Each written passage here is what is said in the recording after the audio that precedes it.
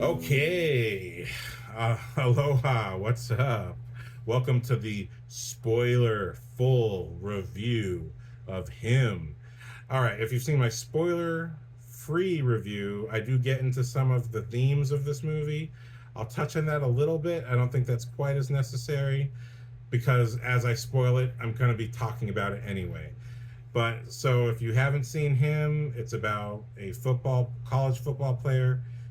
He gets the opportunity of a lifetime to train under his dream quarterback, like the person he wants to be, who's played by Marlon Wayans. So Tyreek Withers plays the young college grad ready to make it in the biz, and Marlon Wayans is the star quarterback who's gonna train him how to make it into the big leagues. Do you want this?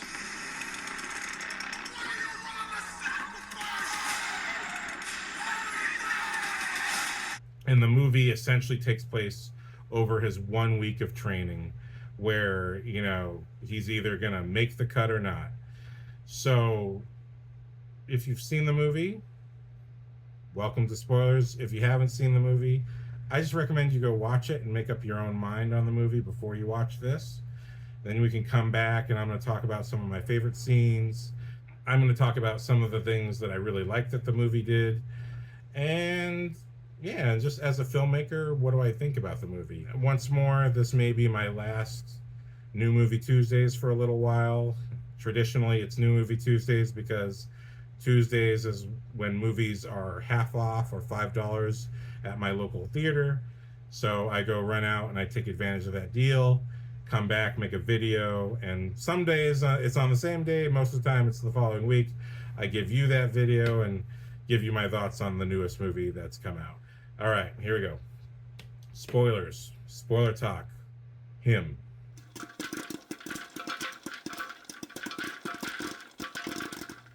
First off, I want to give some crew shout outs, okay? Crew shout outs to this movie. Him. Director Justin Tipping. He's done a few movies and shorts. Kicks, Goat, Nami. That's a few from the IMDb list. Not familiar with his work at all. Never seen a thing. But you know what? Dude knew what he was doing. Writers, Zach Ackers, Skip Bronkie? I wrote very poorly on my post-it note. I'm sorry. Sorry, guys. Both writers, and also Justin Tipping's one of the writers, but both writers, Zach and Skip, they worked on this podcast show, The Limetown. Other crew, I want to shout out to Kira Kelly. It may have come out by the time this video comes out, but I recently did a Why It's Great Television podcast for Echo. I did the spoiler free, that's already out, but in the spoiler full review, I shout out the same cinematographer who worked on 4 episodes of Echo. It's a 5-episode season.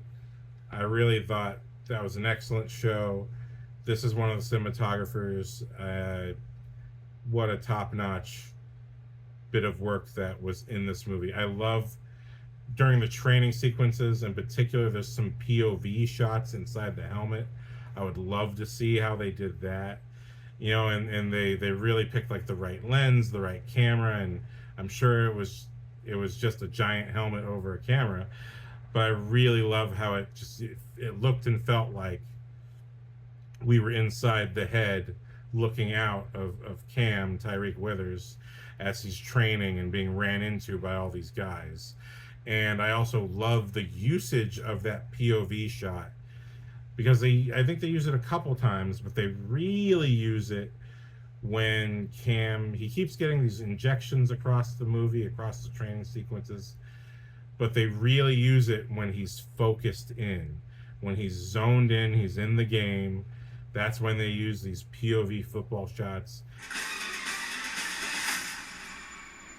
And it's not the first movie to do that. I've seen other football movie sequences and TV show sequences where they do that. But I liked how they used it because it, as a piece of visual storytelling, the way they inserted it here was that it meant what it meant when we were in that shot was that the person, Cam, Tyreek Withers, the person is disappearing, and just the pure beast of football and what needs to be accomplished is becoming. So symbolically, I really love those shots for that reason. Although I think the whole movie looks fantastic. All my favorite shots are inside of Marlon Wayans' home. So I did not write down the production designer's name, but I'll put it right here. A great production design, but I really felt the cinematography just captured the feeling and the mood of everything.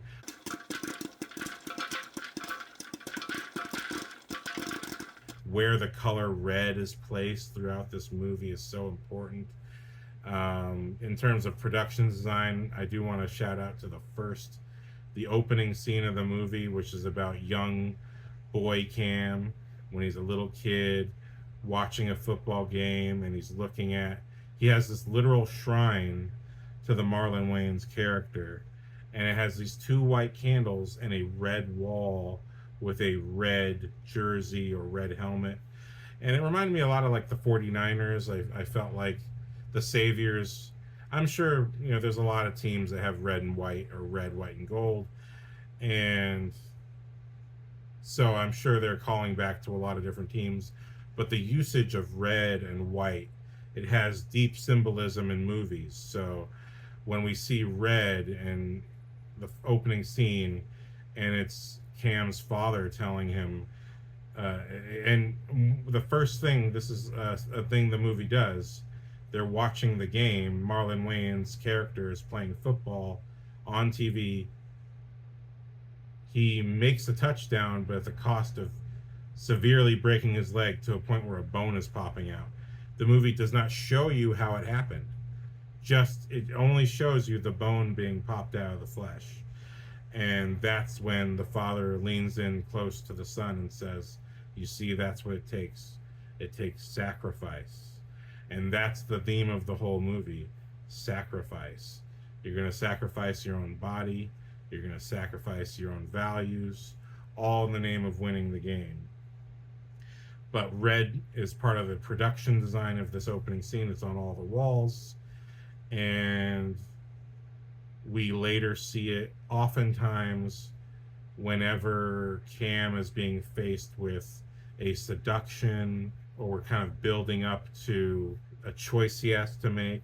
Predominantly, there's I'm kind of skipping ahead here, but across the training, when things are going well, there's the sequence where Cam is invited to the sort of eyes wide shut type of meeting where people are wearing demonic masks, and Cam is wearing all whites, symbolizing he's good, but also frequently in horror movies and in Asian cinema, when you wear whites, it often means it's because you're going to die or you're going to experience death. And so white usually precedes red in that case. And so when he's walking into this party, this hidden, creepy people party, he's wearing all white, and it's red light that greets him when he enters. So the presence of red is very significant. When we first see Cam, and he's just on his own football field before he's gotten the opportunity and everything, we get this scene where he's throwing 2 footballs at the goal.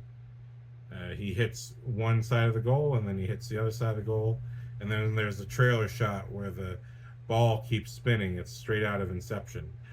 And there's a shudder to things. I love that throughout this movie, whenever it seems evil is influencing things, there's a little shudder.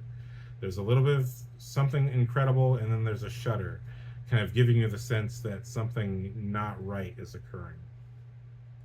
So when Cam gets the football in the beginning, that's when this weird mascot person appears behind him and hits him with something. And then the movie never tells you, was that a real person, or did somehow the goal fall over and hit him? It never tells us exactly what happens. But then we get to Cam sitting with his family when sort of the offer has been made for him to go meet his hero, and everything might just start happening after all.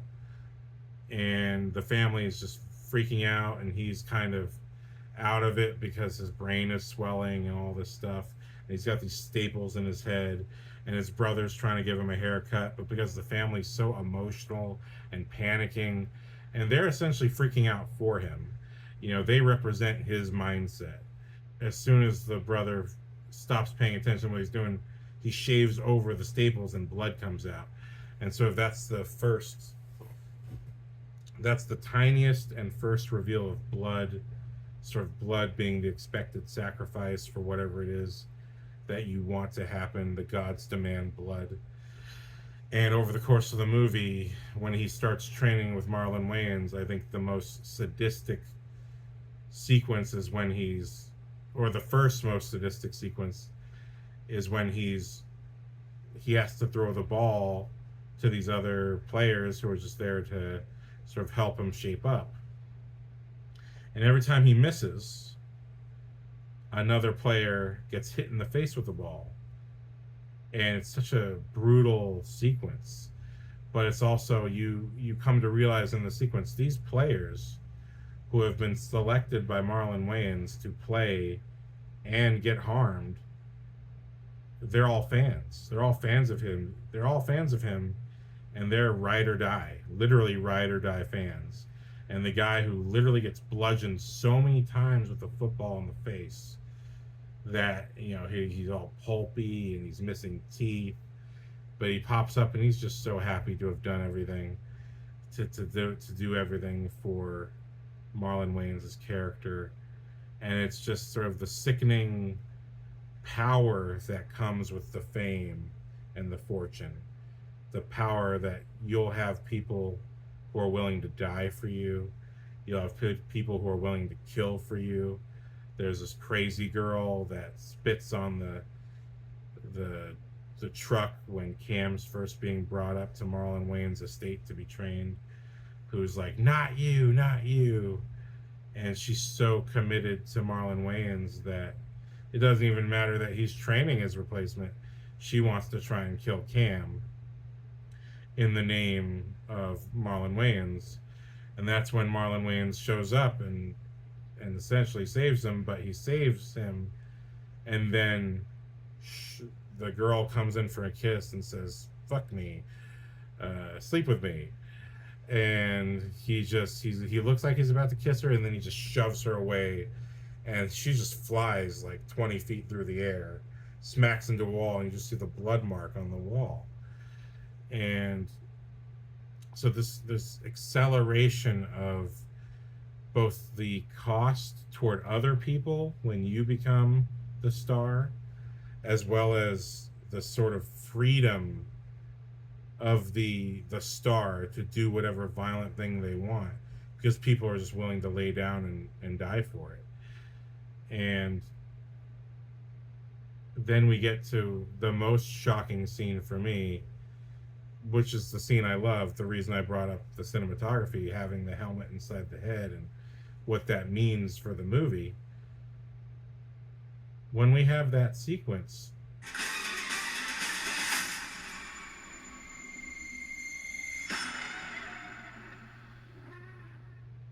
there's the trailer shot where Cam gets so into it, he slams his head into the head of another player, and the player is just stuck writhing on the ground, and he's just squirming, and nobody helps him. Nobody helps him. Nobody helped the first guy who got hit in the face with the footballs. Nobody helps this guy. And in fact, Marlon Wayans leads a chant, a kind of religious chant to the game, to everything they're doing. And Cam just goes along with it because everyone goes along with it. And they literally cheer and chant in a circle around the guy who's seems like he could be dying. We don't know. And the movie doesn't tell us. It never tells us if that guy makes it or not. And same with the woman. Is she actually dead or not? It's not until the doctor who's with them across the whole movie, when Cam does go to that Eyes Wide Shut meeting, the doctor whispers in his ear, "Run." The doctor is the only one who shows genuine compassion and guilt for everything that's happening across the movie. Every time those other players get hurt so badly, the fans of Marlon, and the doctor doesn't do anything. But you feel like the doctor would like to, especially when he has a nice scene with Cam saying, "I got into this job so I could help heal people, and now look at me. I don't even spend time with my kids. I don't even have kids, but if I did, I wouldn't be able to spend time with them."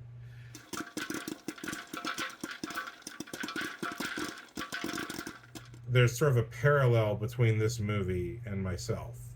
I trained to be a filmmaker from a young age. When I discovered at 13 I wanted to make movies.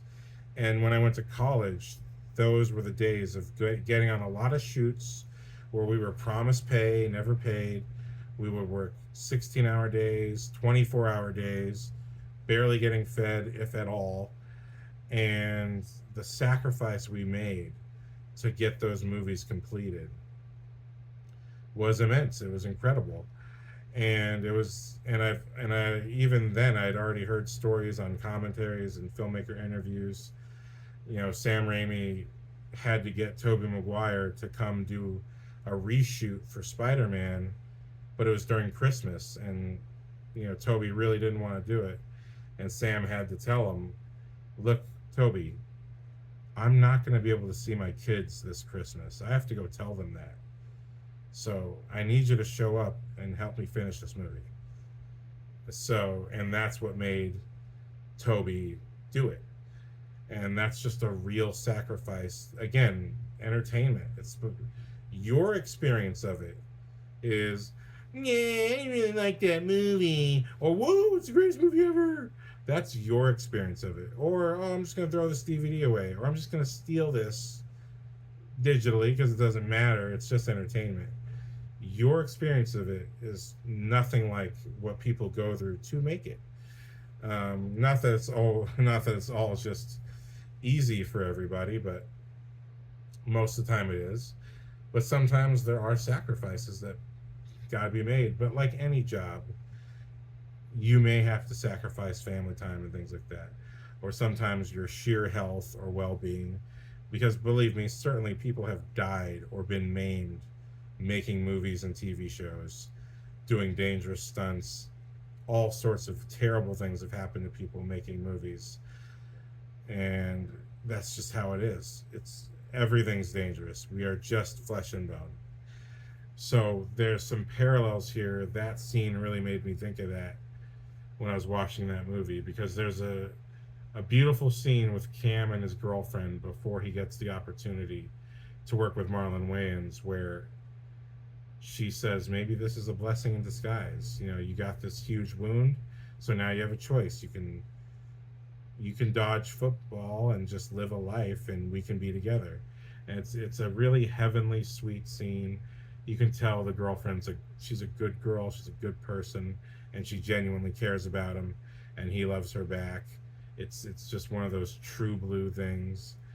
And it's interesting that Marlon Wayans' wife, she has bleached hair, she has bleached eyebrows, she looks terrible, but there's kind of this sort of Lucifer kind of thing going on in one particular scene. She has a dress that's covered in mirrors that's mostly reflecting light, so it's kind of illumination, Lucifer, seduction, being drawn toward your sins. All of that's happening, and quite literally, I think a scene I liked very much, there's a scene where Cam is pulled into party with a bunch of women, and they're all basically in bikinis or their underwear, and but there's one particular temptation, which is the beautiful assistant to Marlon Wayans' wife, who she's wearing red. She's wearing a red lingerie underwear, and everyone else is wearing white. So again, the usage of color means something, the temptation. And now they don't show us whether or not he fools around with her. He says he doesn't, but they technically don't show us. So there's always going to be a little bit of doubt there, you know? And I think that's what's beautiful about the movie, is that the movie doesn't lead you on to believe that Cam is a perfect, flawless person. It does kind of leave you with some mixed feelings, like, well, is he a totally good person or not? And I think when you reach the end and he has to face off against Marlon Wayans, and it's a battle to the death, because really there's this whole sort of religious absorption of blood from generation to generation of great quarterback. Tyreek Withers, he's going to get the blood of Marlon Wayans, which was also the blood of the last 10 great quarterbacks. So there is this sort of creepy, immaculate kind of storyline going on underneath, like the preservation of the chosen one's blood that gets passed from star quarterback to star quarterback. And it's I think it's fun. I think it really makes for fun storytelling.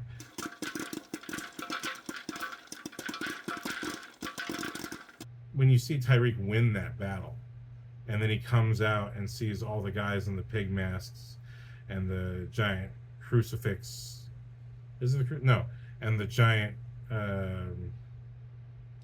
demonic star, whatever it is, on the ground, and it's clear that he's about to sign his life over to the devil in order to get everything. And because you see the symbolism early on in the movie, again, when he's being driven to Marlon Wayans' estate, you see the fans out there, and the first fan he sees is in all white and does the Christ move, and then the next fan we see is wearing a goat head with the horns. So there's demonic imagery right from the start of the movie. But when he sees that he's being sort of greeted by this council of pig-faced people with horns on their heads, and the wife of Marlon Wayans not bothered at all by the death of her husband, and then he chooses not to sign it and instead to cut everyone down, I thought, okay, cool. All right, this is still wrath. This is still a sin. But at the same time, yeah, these people, first of all, have it coming, but also they want to kill you. If you don't do it, they're going to kill you. So it really is self-defense as far as I'm concerned. But I love that he makes that choice and gets out of there. Although I would have liked to see the trailer shot where he does the Christ thing as well, because I feel like it would be a great mislead. Like, what's he going to do? Is he going to sign the paperwork, or is he going to turn around and do what he wants to do? So I would have loved just that extra beat to wonder what he's going to do, because it already seems like he's in the headspace to do the bad thing, or the worst thing, to sign his life over the devil, and instead he chooses to cut down the devil's worshippers, which is fun. It's fun. It's a very fun ending to what is just a ride of darkness and creepiness up until that point.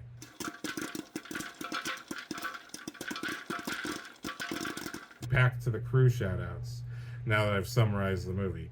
Editor Taylor Joy Mason edited 2 episodes of The Madness, 2 episodes of Monsters, which is, these are both shows on Netflix. Madness has, I'm forgetting his name, the actor from Fear the Walking Dead, who was just in Sing Sing. I've been interested in it, haven't gotten to it yet. And Monsters, which is about serial killers. Taylor Joy Mason also edited 12 episodes of the Black Lady Sketch Show and a bunch of other stuff. Composer Bobby Krilik, I'm sorry I'm messing up your name, was the composer for Eeny Meeny, Eddington, Beau is Afraid, Blue Beetle, all 10 episodes of Beef. So fantastic music.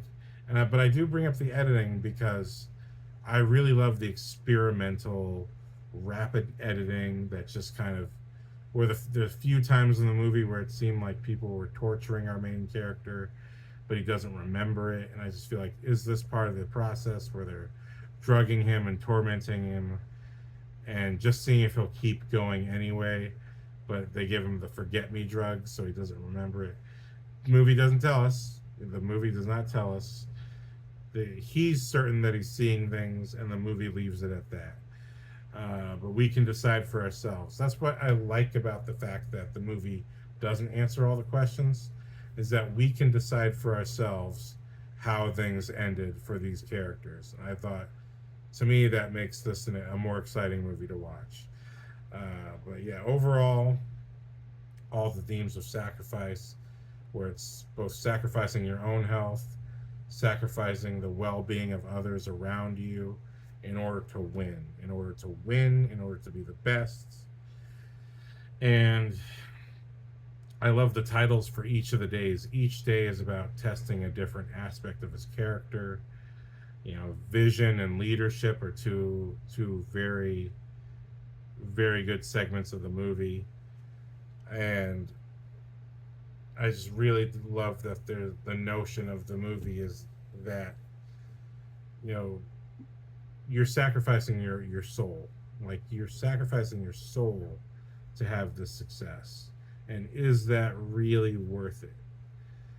And I like that Cam has these couple scenes with Marlon where he says, I love the scene where although I do think it's a accidental mislead, they're just shooting helmets out in the desert. I felt like this was a setup for somehow the movie's going to end with a gun somewhere. Guns never come back in the movie. But there's a scene where Marlon says, I'll wager you make this shot, you can have everything. You can have whatever you want. And Cam responds, no, I don't like that. I like to earn what I do. Because I actually had a very similar moment like that in when I worked at a particular job where my boss and some other people I worked with would make wagers with each other. I think it was about sports or whatever. And then they asked me, what would you bet on, Matt? And I said, I wouldn't bet at all. I don't bet. And they're like, okay. And it just kind of showed where we at as people. Like, I'm not like that. I don't bet anything. So I'm lucky to have what I have in the first place. And I like to earn it. So I totally understand that. And basically by the end of the movie, he's figured out, okay, you've been sacrificing yourself not only to the sport, but literally to some kind of demon or the devil in order to achieve what you've achieved. You cheated. I want to earn it. And that's their essential difference in characters. But that's also something Marlon Wayans asks him about earlier in the movie, where he says, do me a favor. Find your own path to greatness. Be better than me. He challenges him that, and in that one scene, he's kind of a father figure to him. And I feel like that's a wonderful aspect to add to the movie, that although Marlon Wayans is the villain, he's really more the muscle for what is the real villain, which is this demonic entity that commands power over this organization and over this group. And it's really up to Cam to stand up to that power and do what he feels is right and win the way he feels he needs to win. So I love that final battle, or it's not really a battle, where he's cutting up the rich people and then the agent who got him into all this stuff, he ends up getting controlled by the demonic spirit and killed horrifically. And our hero is just walking away with a sword on his shoulder, and it's a beautiful shining knight sword too. So there's kind of the symbolism that he has, at least for today, stopped this organization from doing what it does. And whatever happens next, we don't know. And I love that ending. I thought, oh, this is great, because it leaves the door open for a continuation, or at the very least, I love when movies would do this, where they kind of end in a way that makes you feel like the story's going to go on. This is going to go somewhere. This person's going to go through something else now. I always love when movies end like that. So the fact that this movie ends like that, I'm all for it. But yeah, so that's my thoughts on the movie. I really love the way it was built up, the way it was shot, the way it was cut. I love that experimental editing style and the fact that it carried through all the way through the last battle with Marlon Wayans. Marlon Wayans' performance was tour de force. It was amazing. He really deserves credit for how good he is.